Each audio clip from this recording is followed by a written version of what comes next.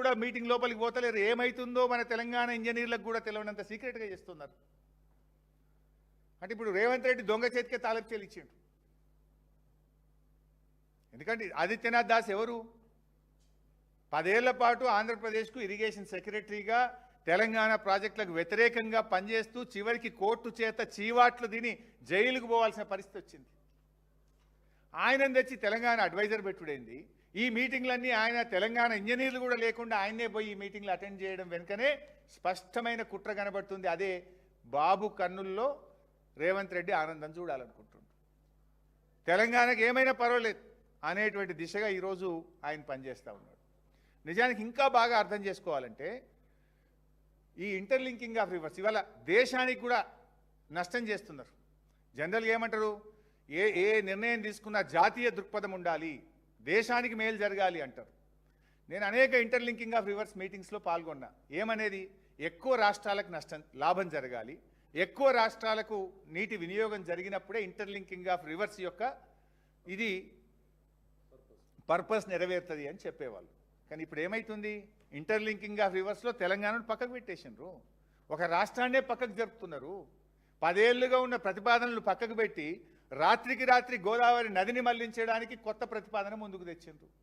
ఈ ప్రతిపాదనలో ఇంకా ఒక డేంజరస్ విషయం ఏంటంటే, ఇప్పుడు మన సమ్మక్క సాగర్ అనేటువంటిది అరౌండ్ దాని హైటు, మన సమ్మక్క సాగర్ హైటు 83 మీటర్స్ ఉంటుంది. Sammakka Sagar height 83 meters. సమ్మక్క సాగర్ నుంచి మనము నాగార్జున సాగర్ తీసుకుపోవాలంటే Nagarjuna Sagar FRL 180 to 180 meters. కానీ ఇప్పుడు వాళ్ళు ప్రతిపాదించిన పోలవరం టు బనకచెర్ల ఏదైతుందో, పోలవరం అంటే ఏమవుతుంది, తప్పకుండా ప్రకాశం బ్యారేజ్కి తేవాలి. ప్రకాశం బ్యారేజ్ హైట్ 12 మీటర్లు. 12 మీటర్ల నుంచి బనకచెర్ల అంటే 263 మీటర్లు. అంటే ఇప్పుడు తెలంగాణ భూభాగం నుంచి తీసుకుపోతే 97 మీటర్ల లిఫ్టు, ఇప్పుడు వాళ్ళ పోలవరం నుంచి బనకచెర్ల తీసుకుపోతే 250 మీటర్ల లిఫ్టు. ఎంత లిఫ్ట్ పెరుగుతుంది?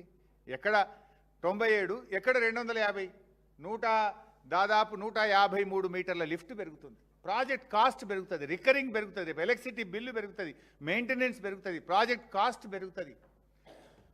సెంట్రల్ వాటర్ కమిషను, NWDA వేసిన ప్రాథమిక అంచనాల ప్రకారం తెలంగాణ భూభాగం కింద నుండి గతంలో ప్రతిపాదించిన విధంగా ఇచ్చంపల్లి నుంచి నాగార్జున సాగర్ తీసుకుపోతేనేమో మన రాష్ట్రం గుండా పోతే 48,000 కోట్లతో ఈ ప్రాజెక్టు పూర్తవుతుంది.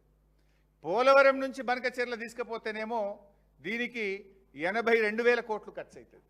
అంటే ఖర్చు ఎక్కువ, మెయింటెనెన్స్ ఎక్కువ, ఒక రాష్ట్రానికి అన్యాయం చేస్తూ ఈ ప్రాజెక్టును తలపెడుతున్నారు. అంటే at the cost of Telangana. ఇప్పుడు కేంద్రం కూడా ఆలోచించాలన్నా వద్దా, బీజేపీ ప్రభుత్వం కూడా? అంటే ఒక రాష్ట్రాన్ని, ఈ రాష్ట్రం దేశంలో భాగం కాదా?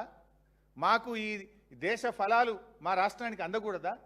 ఇంటర్లింకింగ్ ఆఫ్ రివర్స్ నుంచి ఈ రాష్ట్రాన్ని ఎట్లా తొలగిస్తారు? ప్రాజెక్ట్ కాస్ట్ పెరిగినా కూడా దాన్ని ఎట్లా చేస్తారు? ఏ ప్రాజెక్ట్ అయినా చేసేటప్పుడు ప్రాజెక్ట్ వైబిలిటీ చూడరా? లోయెస్ట్ కాస్ట్లో ప్రాజెక్ట్ని ఎట్లా చేస్తారో చూడాల్సినటువంటి అవసరం ఉండదా? ఇలా ఈ రాష్ట్రానికి బీజేపీ ప్రభుత్వం కూడా మోసం చేస్తూ ఉంది. సార్ రేవంత్ రెడ్డి అంటే ఆయన సరెండర్ అయిపోయిండు, ఆయన గురుదక్షిణ చెల్లించుకునే పనిలో ఉన్నాడు.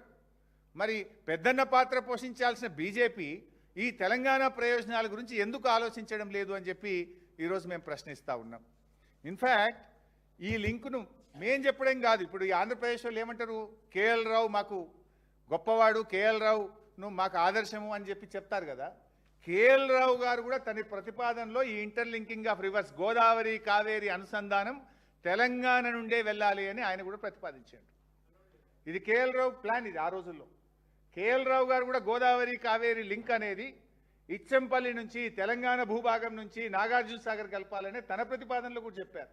అంటే మీ కేఎల్ రావు చెప్పింది వినరు, ఒక రాష్ట్ర ప్రయోజనాలని పట్టించుకోరు, కేవలం ఆంధ్రప్రదేశ్ ప్రయోజనాలే ఈ దేశ ప్రయోజనాలు అన్నట్టుగా ఈరోజు కేంద్ర ప్రభుత్వం కూడా వ్యవహరిస్తూ ఉంది. అంటే ఇవాళ ఆంధ్రప్రదేశ్ యొక్క ఎంపీల చేతుల్లో కేంద్రం ఉండడం వల్ల ఇవాళ ఇంకొక రాష్ట్రాన్నే మర్చిపోతున్నారు.